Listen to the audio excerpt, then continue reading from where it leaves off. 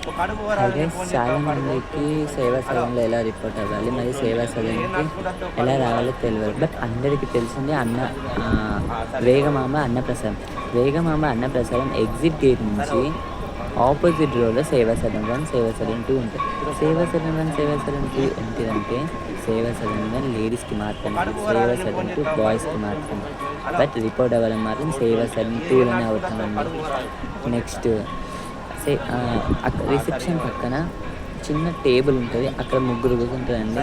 Even మీరు ఎప్పుడు వచ్చినా సరే అక్కడ వాళ్ళకు మీరు తెచ్చుకున్న ఆధార్ కార్డు మరియు మీరు అప్లై చేసినప్పుడు వచ్చే ప్రింట్ అనే ఆప్షన్ వస్తే మీరు స్క్రీన్ షాట్ తీసుకొని ఆ ప్రింట్ జిరాక్స్ తీసుకొని ఈ రెండు తీసుకొస్తే చాలండి. బట్ ఆధార్ కార్డు చిన్న సైజ్ తెచ్చుకోండి, ఎందుకంటే మీకు టెంపుల్ లోపల డ్యూటీ పడ్డారనుకో ఐడి ప్రూఫ్ ఖచ్చితంగా ఉంటుందండి.